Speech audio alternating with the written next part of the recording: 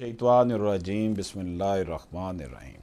दोस्तों, हमारे सामने जजमेंट है 2022 LHC 2455।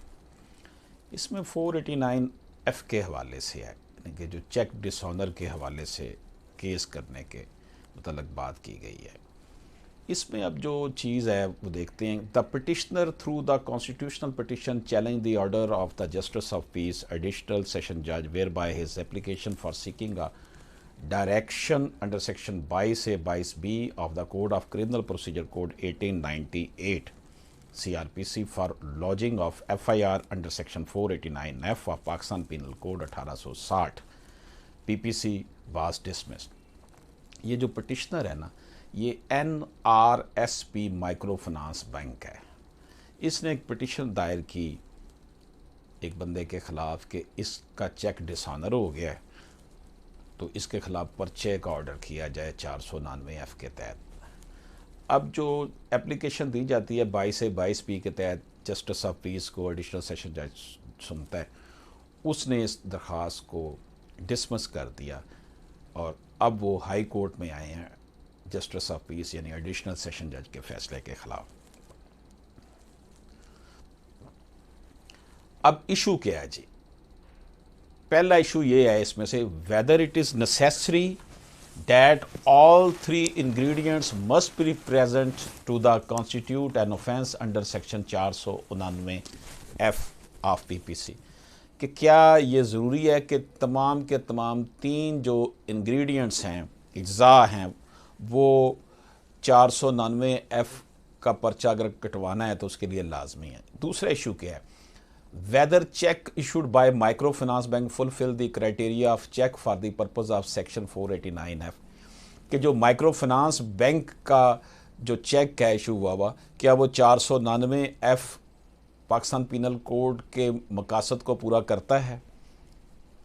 तीसरी बात, whether section 32 of the micro finance institutions ordinance 2001 bars the application of section 489 F of PPC to micro finance bank.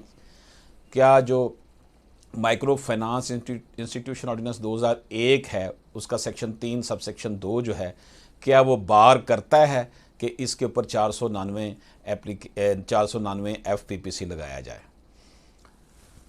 From a literal reading of section 489 of PPC, it appears that for an offence to be made out, it is essential that all three elements are simultaneous present at the तीन element होने ज़रूरी हैं जी। Issuance of cheque with the dishonest intention, जिन्हें cheque issue किया था, cheque issue करते वक्त बदनीयती थी। Issue cheque must be for the purpose of repayment of a loan, जो चेक इशू किया गया हो वो लाजमन कर्जे की अदायगी का हो। डिसऑनरिंग, तीसरा point of a cheque, cheque dishonour हो जी। ये तीन पॉइंट थे। The necessity of the presence of all three elements has been stressed upon the honourable supreme court of Pakistan Mian Allah Ditta versus state and other 2013 SMER 51।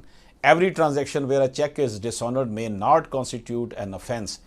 जहाँ cheque dishonour होता है उसका मतलब ये नहीं है कि ये ऑफेंस बन गया, ऐसा नहीं है, उसमें एलिमेंट्स देखने। It is necessary that all three ingredients issuance of cheque with a dishonest intention, issued check must be for the purpose of repayment of a loan, and dishonoring of the check must be present to constitute an offense। यानी ये तीन element होंगे तो तब ingredients होंगे तो फिर 489 F लगती है। दूसरे इशू का जवाब जी, the cheque issued by micro finance bank does not fall the criteria of cheque for the purpose of section 489 F PPC। Micro finance bank के से इशू करदा जो चेक है वो 499 F PPC के इम्बेट में नहीं आता। तीसरा इशू ये है, the section 3 sub section 2 of the micro finance institution ordinance 2001 does not bar the application of section 489 F PPC to micro finance bank, यानी वो उसे बार नहीं करता।